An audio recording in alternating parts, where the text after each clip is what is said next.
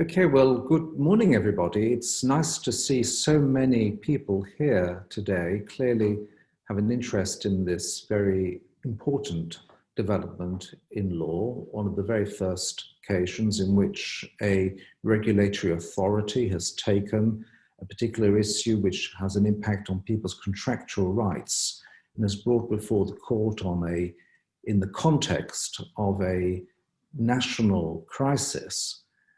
Which demonstrates not only the way in which the English system of civil justice is capable of being adapted for these particular purposes, but how it is that it is important to so many practitioners, consumer groups, industry, and of course, insurers who are seeking clarity in relation to these issues. So I'm delighted that 3PB is able to host this event, and I hope that you gain as much from it as possible.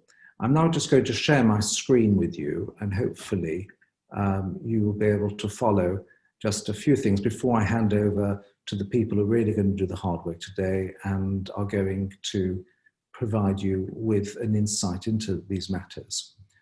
So, first of all, by way of introduction, I'm the head of chambers of 3PB Barristers. I'm privileged to be so because it's one of the oldest, best established chambers in the country. It was established on Christmas Day in 1892, and we've had a continuous presence in the temple at 3 paper buildings since then.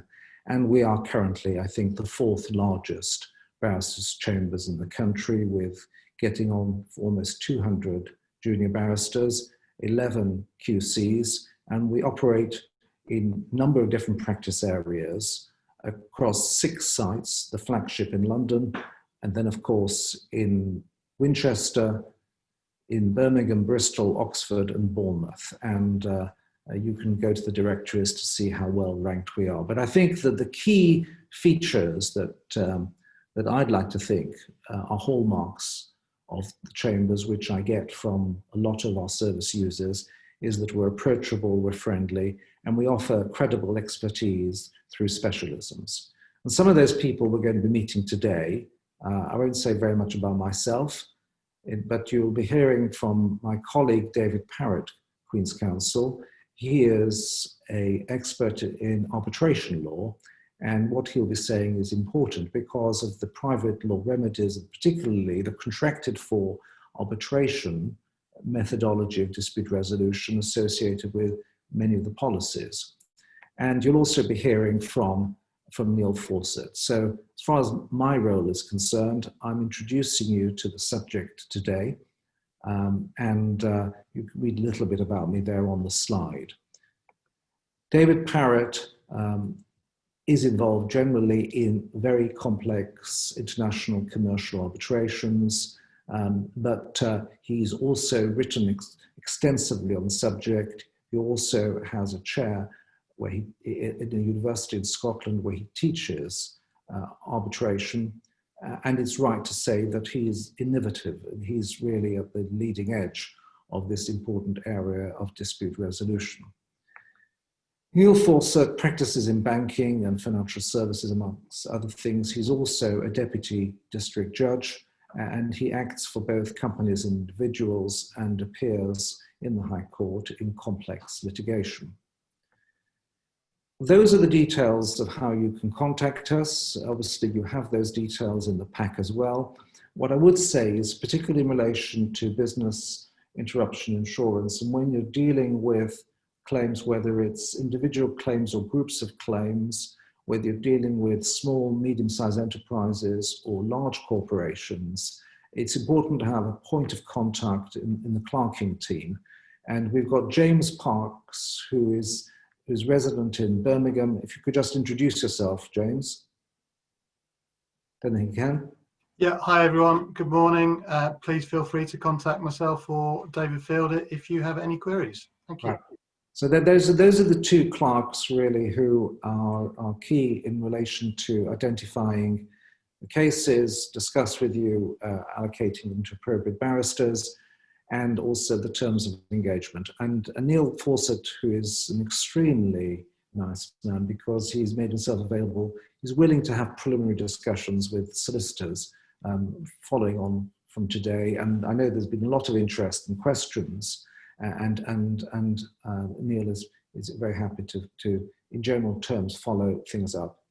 So I'm going to now stop sharing the screen because I want to just discuss briefly where we are and just frame the issue that we're going to be talking about today. So, as you know, on the 15th of September, the High Court handed down the judgment in the FCA's business interruption test case. And I think it was greeted generally with positively by those who advise policyholders. And that's why we're devoting today's seminar to these claims. Today, we're hoping to provide you with a practical commentary on the significance of the judgment.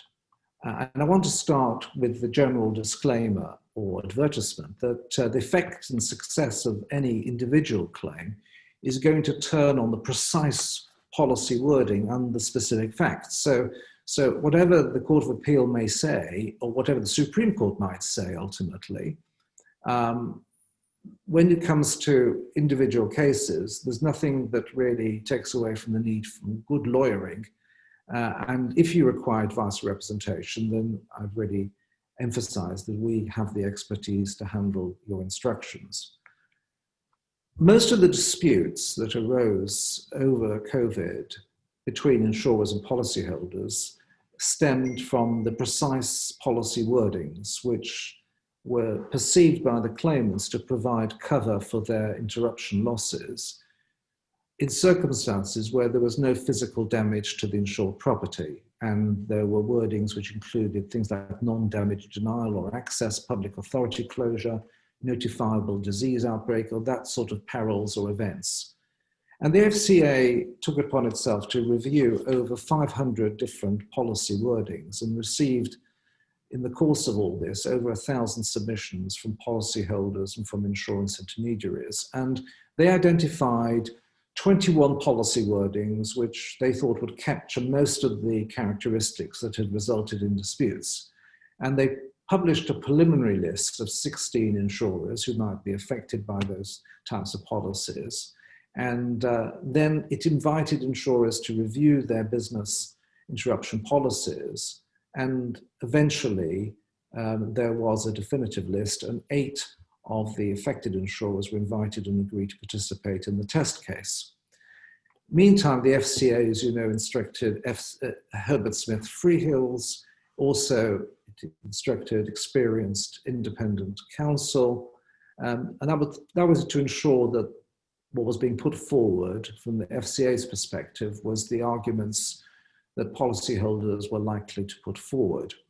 And as you obviously know as well, the Hiscox Action Group and the Hospitality Insurance Group Action also intervened and were represented, so that eventually hundreds of policyholders were in theory being represented at the stage at which the test case was being decided. The judgment is there to be read. It's going to be discussed later, but it should be of assistance in helping to settle disputes. But as I said before, even with the judgment, each case does need to be looked at case by case. And certainly it shouldn't be assumed that just because the relevant insurer or the relevant policy wording was included in the test case, that necessarily will result in coverage under the relevant policy. It's assumed that there will be an appeal. It's going to be almost certainly leapfrogged directly to the Supreme Court. I don't have any information about when that's likely to be, but it may be that some of you who are in attendance do have, and maybe we'll be able to share that at some point in time. The judgment is binding on those insurers who were parties to this test case in respect of the interpretation of the representative sample of wordings, which were specifically considered by the court. That sets a legal precedent that should help to serve to resolve uncertainty, but it can't possibly encompass all the disputes. But it provides, I think, assistance. And it's important to recognize that there are always other issues such as aggregation, causation issues, specific loss, questions of loss of rent, And claimants will still require good quality advice in order to have a realistic expectation of what they might recover in the context of contentious matters. There is obviously different forms of dispute resolution that you will be familiar with. There's the Financial Ombudsman Service, there's the complaints that could be made to the FCA on the basis that the customer's not been treated properly. And as David Parratt will be drawing your attention to, there is also the arbitration mechanisms and the policies which need to be considered as well. And finally, there is litigation, and many of you will be looking at that from your perspective as solicitors, and it may be that that's something which, to an extent, you'll have to consider in the light of Neil's talk. And with that, I'm now going to, if I may, hand over to Neil Fawcett, who is going to present his talk. Thank you, Neil. Thanks, David. Morning, everyone, and thank you for joining. David's quite right that it's a case that is of huge, significant importance in business interruption insurance claims and deals with a number of the defences which have already been put forward by insurers that we've seen in their letters of declinature. We've dealt with hundreds of cases at 3PB, and it's interesting, at least at this stage, that virtually none of the insurers have paid out. And it seems to be, at least so far, on the basis of a certain number of fairly standard defences, such as, for example, issues about causation and whether that causation is strict but for causation, or whether it is defined as a weaker causal link between whatever it is that is supposed to have triggered whichever part of the policy is being relied on. There are also, of course, those other types of claim which are based on clauses which impose a certain vicinity around the insured premises of either a mile or 25 miles, or sometimes just use the word vicinity itself. And in those respects, the test case actually provides some welcome clarity as to how the courts are to interpret those particular policies. I'm just going to share my screen with you so that hopefully you can see some of the clauses that were considered. In the test case, there are a very large number, and I won't go through all of them in my 20 minutes or so, but it'll just give you a flavour of some of the issues that have been considered and what the court made of them in the test case. So hopefully now you should be able to see my screen. RSA 3 mentioned at paragraph 83 of the judgment sets out what is a fairly standard type of clause, and that's really what we're dealing with in these sorts of cases. Essentially, businesses have shut down as of the 23rd of March, and they seek to claim their losses as a result of lost bookings, customers not coming through the door, as a result of clauses like this. Those sorts of clauses relate specifically, for example, to damage, and one of the issues is as to whether or not damage actually encompasses what has taken place during COVID. The court also considered another form of words. It's called RSA 4, referred to at paragraph 126 of the judgment. And it's a fairly typical type of disease clause where, for example, the insurer talks about a notifiable disease, and a notifiable disease is defined in various ways, you'll see in various different sorts of contracts, and whether or not it's discovered at the insured location. An Argenta clause appears at paragraph 150 of the judgment. You can see that makes specific reference to notifiable human disease occurring at the premises under 4B, and 4D specifies a radius of 25 miles from the premises. You'll also note, of course, there's an exclusion clause as to the amount of loss that you can claim of £25,000. And those clauses really encompass a large number of the defences that we've seen in the claims that we've dealt with so far. One particular defence, which now has essentially no merit at all, is the defence in relation to the not only the vicinity argument, but also whether or not the disease manifested within 25 miles of the premises. The way in which the court actually dealt with that was simply to say that vicinity, as far as it was concerned, amounted to any occurrence within England and Wales. Paragraph 140 of the judgment, the court said the following: we therefore consider that the reasonable person would have understood the parties in using the defined term vicinity to mean an area whose extent would depend in part on the nature of the relevant event, but could be very extensive and indeed nationwide. Further, if that's right, then we consider that it can properly apply when COVID-19 occurred. It was of such a nature that any occurrence in England and Wales would reasonably be expected to have an impact on insureds and their businesses, and therefore all occurrences of COVID-19 were within the relevant vicinity. So the court dealt with that term in an extremely wide way.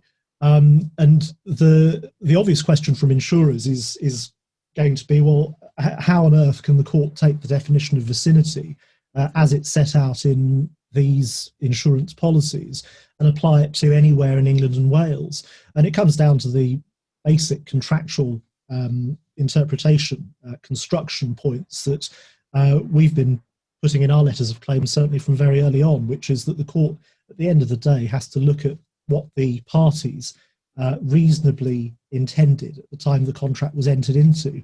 And there's a very, very wide ambit of discretion, effectively, that the court has in making those sorts of decisions. In this case, it simply took into account the nature of the outbreak, how widespread it was, and concluded that vicinity couldn't possibly have meant, in the context of epidemic diseases, something that was so limited to only be very local to the premises itself. It also took the view in relation to the 25-mile and other various exclusion limits around premises, that they simply weren't intended to amount to what the insurers said they were. And if you've dealt with these sorts of cases as we have, you will have seen arguments that have arisen again and again from insurers to say, well, what is the meaning of 25 miles? What the insurers have said is that, in fact, if your disease manifested nationwide and it manifested not only within the 25 miles, but also, say, 26 or 27 miles outside the premises, that did not trigger cover. And you might, on the face of it, think that's a fairly absurd argument, because, of course, it means that it would exclude, essentially, pretty much all epidemic diseases. And that's the view that the court took as well.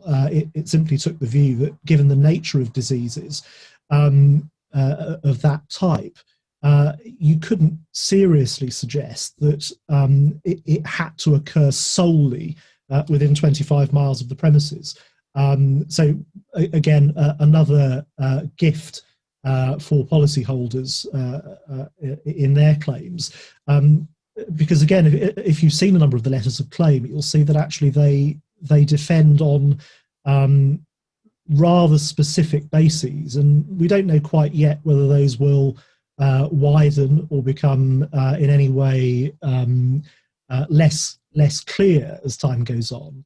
But certainly the way in which they've been defended, at least until now, is on the basis of you fail on causation, you fail on the 25-mile argument, as I call it, and that's really it, as well as, for example, claiming that various exclusion clauses and things like that apply.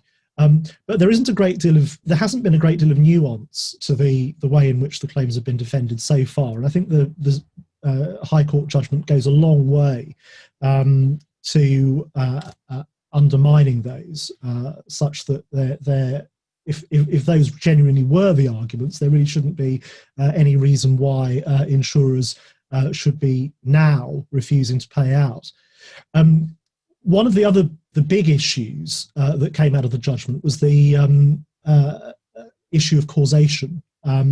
And causation has been, in some ways, a rather variable argument, because, of course, very much depending on how you put your case, the response comes back tailored to the case that you've put, rather than adopting any particularly consistent approach to these policy wordings. What I mean by that is that essentially, if a business has claimed that it's had to close its doors because of government regulations, the insurer writes back saying, well, no, it wasn't the government regulations, it was the disease that caused you to close, so therefore you fail on causation. But conversely, if it's another business that says that they closed their doors on the basis of the disease, they predictably say, well, no, it wasn't the disease, it was the government intervention that stopped you, and so you fail on causation, that not being the actual cause of why you shut down. Now, the court dealt with this in different ways based on different policy wordings, and then at the end took a sort of all-encompassing approach. So in relation to RSA 3, I think it was, the court had taken the view that actually, on a true construction of the policy, but for causation didn't apply anyway. So there wasn't this necessity of strict proximate cause that insurers had made so much of. The rationale for that, of course, is that if you were dealing with a personal injury case, the point of causation isn't actually up to the parties. It's a sort of legal principle. It's up to the court, and the court's decided what causation means. Whereas when you're dealing with a contractual case, causation is what the parties define it to mean. And so one has to look at the actual clause itself and work out what the parties intended the causal link to being. You'll see some of the appeals of arbitration decisions, for example, relating to 9/11 and various other sorts of catastrophes that have caused insurance disputes, reference to strong or weak causal links, for example. So it's, in any event, we've always adopted the position that causation is essentially what the parties intended it to mean. And the court took the view, certainly in relation to RSA 3, that proximate causation was not actually specified in the policy. I think in relation to RSA 4, it was perhaps a little less wide in its view as to whether proximate causation was necessary. But certainly I think that will be a real benefit to policyholders making claims. What the court did to round off was to say, well, actually, look, we've dealt with whether or not we think proximate causation applies in any particular set of wordings. But actually, towards the end of the judgment, where they dealt with causation overall, they said that, and this is at paragraph 530 of this monster judgment, that but for, and they said this, but for causation upon which the insurers, through Mr. Keeley QC, placed so much emphasis and devoted so much analysis, does not dictate a different answer. The correct answer to the question it poses is, but for what?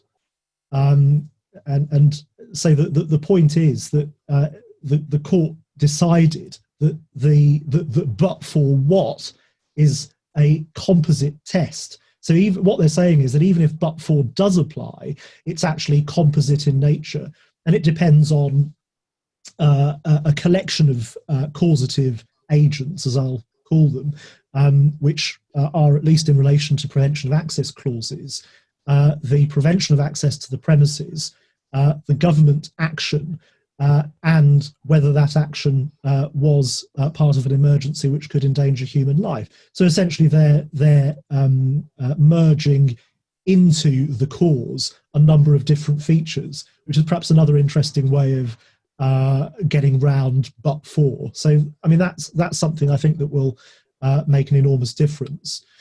Neil, As to, Neil, yeah. Just before we leave the FCA decision, Yeah. You've been talking about vicinity generally, vicinity within a mile, and vicinity within 25 miles. And I see we have a question from Alan Tobias. And what he's asking is, what about notifiable disease at the premises? And so, as we know, the FCA dealt with that as well. Would you like to deal with that? Yeah, absolutely. There are two aspects to this. I mean, it's firstly what manifestation at the premises actually means, and also how you go about proving it. So if I just go back to the slides, I'll show you the court's view on QB1, at least on the point about manifestation. So hopefully you should be able to see that. They say one minor issue of construction is what is meant by manifested. Clearly somebody who's displaying symptoms of a disease can be said to manifest it. We consider that would also be the case whether the person manifested the disease if they superficially asymptomatic, he or she was diagnosed with the disease, because the disease would have manifested itself to the diagnoser. We don't consider it it's possible to speak with somebody who's asymptomatic and has not been diagnosed as having manifested it. So that certainly goes as to the point about what it means to actually have manifested the disease on the premises as a matter of fact. The other point is, that arises from the question, is that how do you actually go about proving it, and what's the method of proof of these diseases? And the court provided, in some ways, a rather vague answer to that question. In other ways, it was actually rather helpful. And what the court said at paragraph 542 in the judgment was that 567 was that it's not possible, they said, for us to provide any generally applicable guidance as to what evidence may prove actual prevalence in varying factual contexts. And for the purposes of different policies, for example, some policies have a relevant policy area of 3.14 square miles. Other policy areas are much larger, they go on. And what they say is that the relevant evidence as to prevalence will vary depending on the particular timing and location of the claim, and different inferences might be drawn from a combination of underlying data in different contexts. And the court went on to say, at paragraph 568, the court was asked to consider it on a general level, what types of evidence could be used in principle to discharge the burden of proof as to prevalence of the disease, and two, whether assuming the FCA's evidence to be the best available evidence, would that be enough? So although the court was saying that actually it can't give specific guidance on proof, and actually that makes sense when you look at the way in which a lot of these claims will be dealt with. The court's not going to want to bind each individual trial judge in his or her findings of fact. But it went on to say at paragraph 579 that the insurers actually conceded in the test case hearing that a distribution-based analysis or an undercounting analysis could in principle be used to discharge the burden of proof on an insured, as well as reliance on, for example, specific reports. The court also set out that absolute precision is not required. So as to actual proof of manifestation, I think the things that we can draw from that are that essentially, if you can prove it by a number of ways. One, you can rely on your chef who says, I had the sniffles, I had a cough, and I had chest pain, and therefore it's more likely than not that I had COVID. If you don't have a sniffly chef, you can perhaps rely on evidence of, for example, a local general hospital in your vicinity, statistics about rates of infection in your area, whether, for example, and this is perhaps relevant specifically to the more recent guidance issued by the government, whether, for example, you're in a high-risk area or not. Now, if you look at Liverpool, for example, it's in I can't remember which way round it is, but it's either category 1 or category 3, but it's the highest risk area. Now, of course, if you're going to be claiming that somebody had manifested COVID on your premises because they were displaying symptoms, even if you can't provide a diagnosis, it's surely going to be relevant on the balance of probabilities as to whether or not you were in a particularly high-risk COVID area. So I think that's going to be the sort of stuff that people rely on. Slightly long-winded answer to the question, but I hope that deals with it. Great, Neil. Thank you. There's another couple of questions, but let's hold them back till the end. And we want to leave time to address some of the questions that are coming in. And please feel free to use the Q&A function to pose your questions, and we'll do our best to answer them at the end of both of our talks. Yeah. I'm going to hand over to David now, because I mean, it's essentially one of those topics that you could talk about all day. So it's probably more useful actually for David to do his bit. I mean, I've done my 20 minutes, and then perhaps we can have more time for a Q&A and deal with those things that everybody has in mind that they want to get answers to. So I'll hand you over to David now. Thanks, Neil. So I've been asked to talk to you about arbitration and arbitration as a dispute resolution mechanism within the context of these policies for business interruption insurance. And I think what I would say to start off is the arbitration is a field in itself. It can be tricky if you don't know what you're doing. The second point I would make as a general introduction is, of all the policies I've looked at, and in excess, I think, of 115 or something of policies, I would estimate, no science to it, but I would estimate about 90% of the policies will stipulate and specify that arbitration must be used to resolve disputes between the insured and the insurer. So where that takes us is it is a contractual right.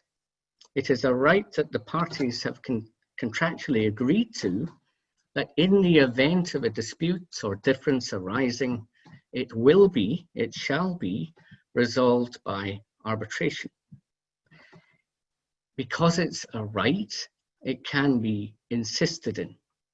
So if one party demands to go to arbitration and the arbitration clause is in the policy wording, normally it's in the wording, occasionally it's in the schedule, then to arbitration the parties must go. The actual construct of the clauses does differ, and it tends to differ in two respects. Firstly, as to liability and quantum, and secondly, restricted solely to the issue of quantum. So it's along the lines of, if there's any dispute or difference arising between us, it will be resolved by arbitration. Or if we accept your claim, then we will go to arbitration to resolve the matters of quantum. Now, how does that affect litigation, which is the most frequent question we're asked? It follows from what I've just said that if the insurer was to stick to its guns in terms of arbitration, A party proposing to litigate could be injuncted from doing so, and a party that has commenced litigation the court can order a stay of that litigation and to send it back to arbitration. You'll also appreciate the permutations here, that if the arbitration clause in the wording says that liability is not subject to arbitration, only quantum, then in theory, it would be possible to commence litigation proceedings. And when you got to the question of quantum, strictly, it would be referred to arbitration. I think the practical situation is if the litigation was commenced, all the parties in the litigation would just decide to resolve all of the dispute, both liability and quantum, in the litigation as opposed to the arbitration. And the reason for that is, I'm going to come on to it, there are drawbacks for both parties, for insurers and insurance companies, insurers and the insured, in terms of some of the hidden costs of going to arbitration. The second part of what I've said about a right is it is a right that can be waived. So if all parties or both parties agree to go to litigation instead of the contractually stipulated mechanism of arbitration, then that's fine. The whole matter can be litigated, but it does require the consent. It's consensual of both the parties to the dispute. Now, in terms of the framework, it will normally just say arbitration. One or two policies reference the actual statutory provisions, but even if you don't mention them, it will be the Arbitration Act 1996 that will regulate the arbitration proceedings for any cases in England and Wales. Those cases in Scotland will be regulated by the Arbitration Scotland Act 2010. Both of those acts have all number of rules as to how the arbitration will be conducted, how the arbitrators are chosen, etc., etc. So basically, it's just a regulatory framework that is supplanted onto the dispute between the parties. Arbitration might be attractive to insurers because the whole process is confidential. So having to wash dirty linen, as it were, in public, where other insured might then find out where the insurer is compromising claims and liability, or indeed how much they're prepared to pay out on cover in the public forum, may not be attractive to insurers, and they may insist on the arbitration to preserve the confidentiality of the dispute with that particular insured. That's an important point. I want to come back to that just in a minute. That way, other insured will not find out the nature of any compromise or settlement or decision by the arbitrator, which is called a final award. Another drawback, and sorry, before leaving that, I should say the insured may agree to that, to go to arbitration, also for reasons of confidentiality, or actually, in practice, indifference to whether it is confidential or not. At the end of the day, the insured just wants a payout under the policy. So that then leads to costs. I want to say a couple of things about costs. Firstly, with arbitration, some elements of costs up front has to be found. You have to pay for the decision maker or the decision makers who are going to decide your dispute. In general, sometimes the clauses will mention the number of arbitrators. I have not seen a clause requiring 3 arbitrators.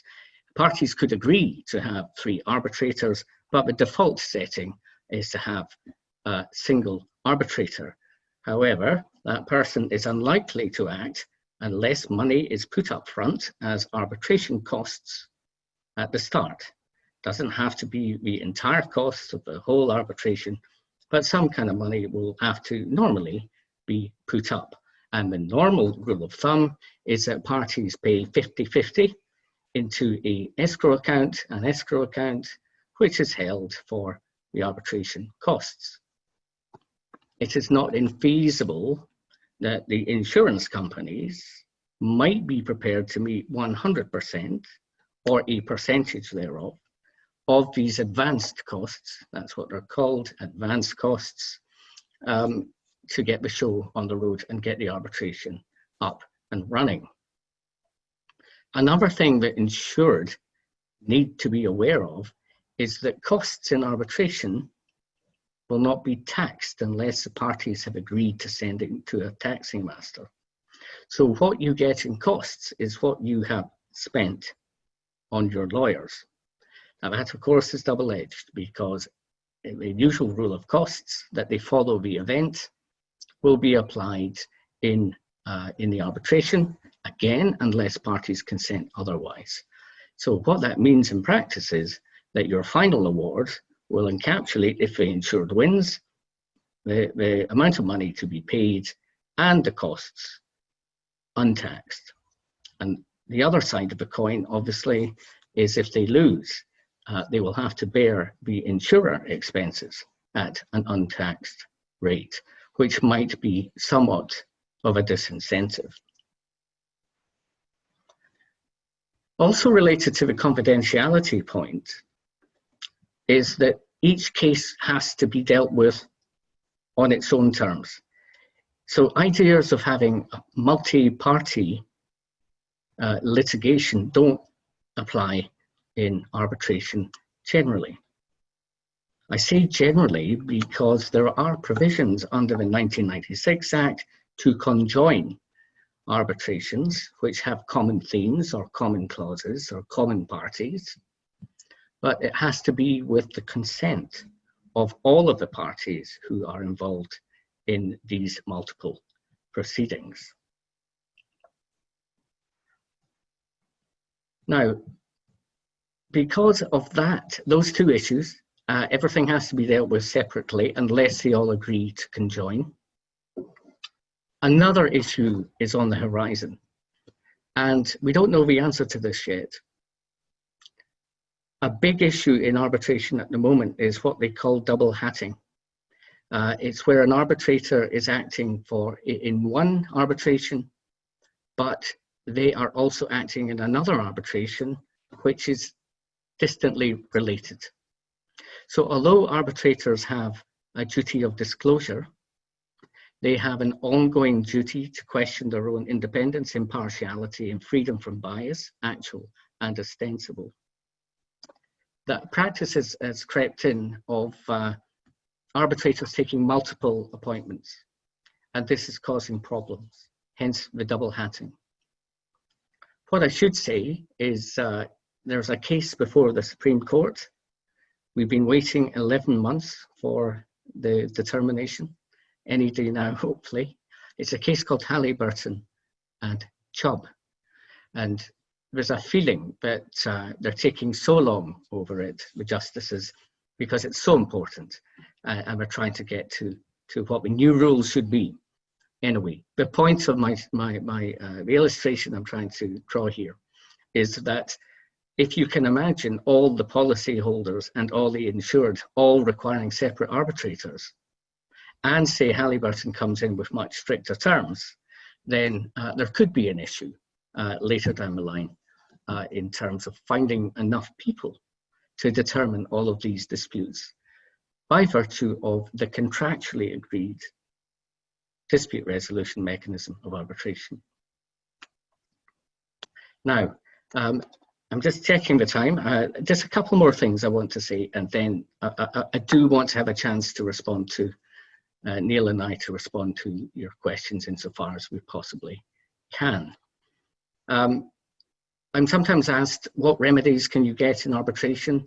The bottom line is you can get all the remedies in arbitration that you can get in litigation, with the exception of one remedy, which I'll come on to just in a minute. So declarations, payment, interim measures to preserve the situation, injunctions, security for costs, all possible within the arbitration context. However, summary judgment, as you would get in litigation, is not possible in arbitration. The reason for that is it requires some degree of prejudgment of the merits before the merits are ventilated at a hearing.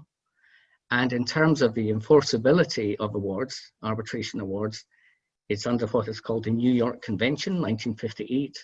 Article 2 of that would treat a summary judgment under arbitration as being unfair on one of the parties.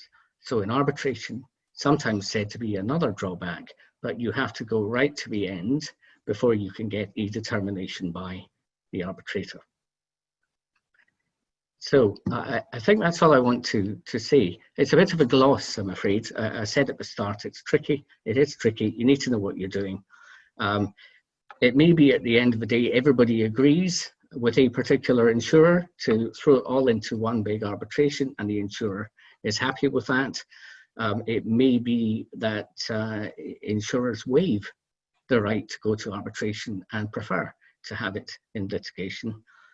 It may be they decide to have the liability questions determined in open court, and to then go off into the confidential background to do the deals on quantum. To some extent, we don't know that, how that will work out. I suspect after the Supreme Court, if we get to a hearing, after the Supreme Court decision, will concretize everything, and thereafter it becomes a question of tactics as to how these disputes are resolved. So I'll be looking out for any questions to do with arbitration, and I'll do my best to answer them.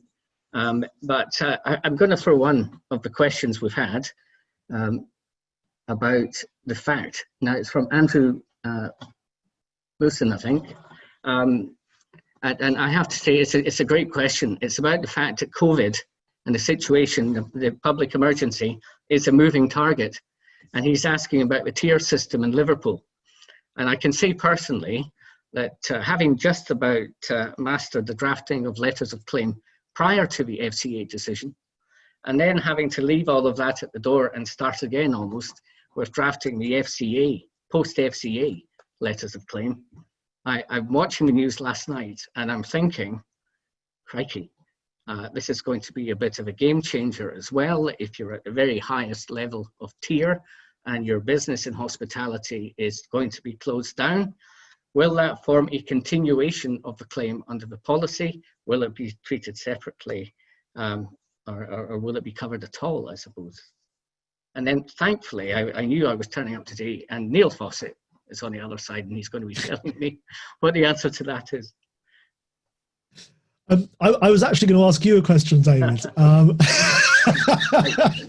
You first on that one. The moving target and this constantly extending period of cover. Yeah. Well, it's actually a very difficult question, complicated by the fact that there are also new policies actually coming out with new renewal periods, which actually exclude COVID and any mutation thereof, and are actually, far more tightly worded, which in many ways helps us in terms of definitions in our existing cases, but doesn't for the future ones. But as to whether it's a moving target or not, there's so much that can possibly come out of that as an issue. I mean, firstly, a lot of the policy clauses actually define the ability to claim as up to a certain limit within any one indemnity period. So, of course, if you've closed on the 23rd of March this year, if your policy doesn't actually expire until, for example, next January or whatever it might be, you're going to find it very hard to claim. Well, you're not going to be able to claim for more than your policy limit within that same indemnity period. That's one of the issues. Another one of the issues is which policy it might come under. because actually there are some cases where the renewal has taken place almost contemporaneous with the outbreak and the shutdown, and so there's a factual question as to which policy it comes under, and then also you've got issues potentially about double insurance, where for example you've got insurance provided by either the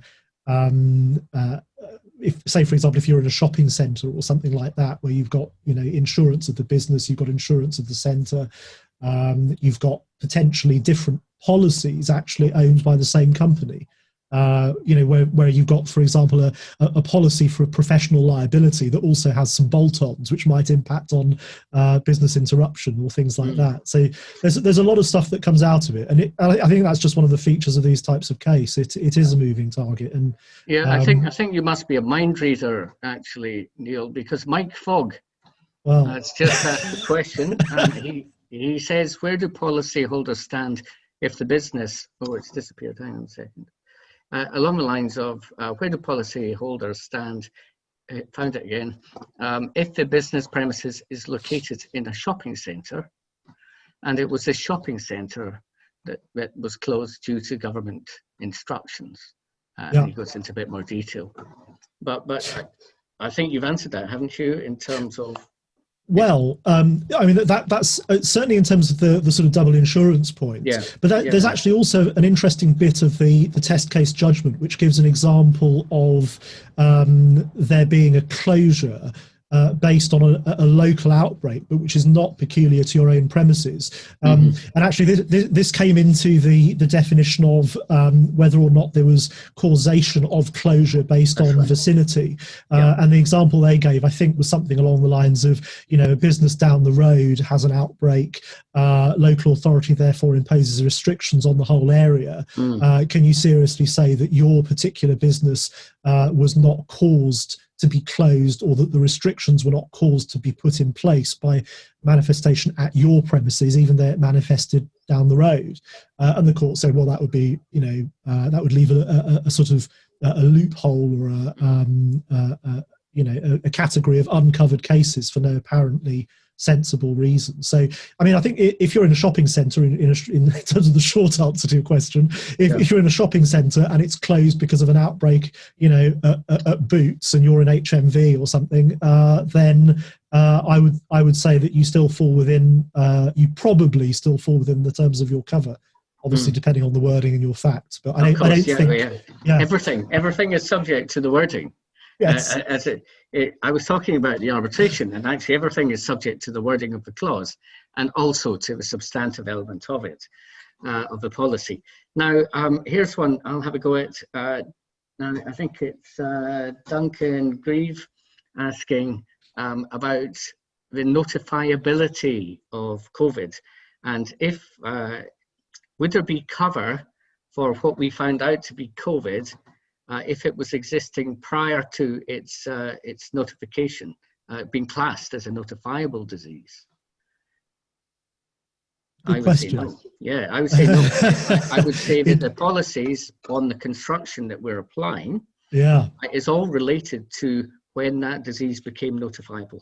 And indeed, the FCA case treated it, the court did treat it in that way, that it's a determinative factor was at what point, if you remember the government advice and then the regulations in two forms that followed. But it was all predicated on the regulations for the notification, I think is the word, of COVID as a notifiable disease. And I think what he's driving at is, what happens to losses before it became notifiable? Yeah, I think that's possibly quite a difficult one to run. And it became notifiable on the 6th of March. And the difficulty with that is that actually, and I know what he's referring to, because actually there was something in the headlines recently about the earliest diagnosed COVID sufferer having been diagnosed in January. And so, for example, if your business had to close because of what you thought was, a nasty flu, but later turns out to be COVID, then, I mean, with some clauses it might work, because actually, it sometimes just refers to contagious disease, etc. But if it's specifically notifiable disease, that might cause problems. What I'd add in relation, or you could have a specified disease and then run your argument about the generality. Absolutely. Of the clause. Absolutely. I was exactly right. Yeah, I was going to say exactly that. If you've got a general, the two arguments that I think are good ones are the general list argument and the potentially general disease argument. And actually, if you can slot it within one of those, even if it's not a notifiable disease, I think those would be, you could possibly still do it. Mm-hmm. So it would depend on the wording, but if it's notifiable disease, I think you are tethered to the point that it became a notifiable disease. I think that's where we've got to. Great. In fact, I'll just acknowledge, I think Joanne Bailey was also asking the same point. We've seen many policies that list a number of notifiable diseases, but do not include COVID, as the policies were pre-March, as no one was aware of COVID. Insurers are refusing to deal with, as it's not a listed disease. So yes, we've covered that, and you and I spend a lot of time taking our square peg and getting into the round on the construction of the wording. Yes, exactly as Joanne identifies. Now, well, it's really interesting because if you look at the lists, obviously I'm going to be slightly coy, but if you look at the actual lists of diseases, when you ask yourself the question, what exactly did the parties intend this list to cover? It's quite an interesting, if you sit there and just try and work out, forget COVID, just, sit there brainstorming and try and work out when they said encephalitis, what did they mean would actually trigger encephalitis? You don't get outbreaks of encephalitis down in Bilston, do you? You get the measles, or you get a specific thing, and encephalitis can be caused by a number of things. And the court dealt with that, didn't it? The court in the FCA case was saying this is really what is meant by coverage. When you list all these things, this is really what you're trying to do. And you don't actually have to say SARS-CoV-2 in the list. Just keeping an eye on time, Neil. I think we have time for one last question. Stuart Matthews, I think we'll just deal with this to remove any doubt.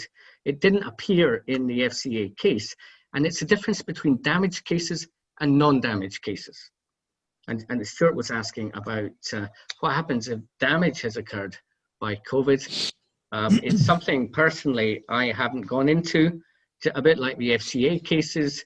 We took the view early doors that as a microorganism, it wasn't actually causing damage, physical damage as defined to premises, and therefore I think 99.9% of my cases have been looking at non-property damage. So do you want to just clarify that in a minute? I'll give you a minute for that, and then we'll have to wrap it up. There are two types of clause. One clause is the prevention of access type standard clause that appears in a lot of policies, which says physical damage to property. Those try as I've not been able to make that work with COVID. It very clearly relates to physical damage to property. As to the other clauses, which are the disease clauses, etc., there are a lot of insurers who have said you've still got to have damage to property when actually you don't need it for those clauses. Very, very, very finally, Ailsa Charlton was asking about whether insurers are making payments, settling claims, or are they waiting for the Supreme Court? We've had a handful. I have had a very small number, actually, and I think everybody is waiting for the Supreme Court, including us, and that's maybe an opportune moment to say, once the Supreme Court decision, if it gets there, once the Supreme Court decision comes out, Neil and I and Head of Chambers, David Berkley QC, propose to have another seminar, webinar, following that, where we can discuss some of these issues that you've kindly brought to our attention and raised as questions, and to see how they might be answered in a different light following the determination of the Supreme Court. But in the interim, may I thank you all for attending today. We hope you have found it interesting, even entertaining and informative. So thank you once again, and we look forward to seeing you in the future. Thank you, everyone.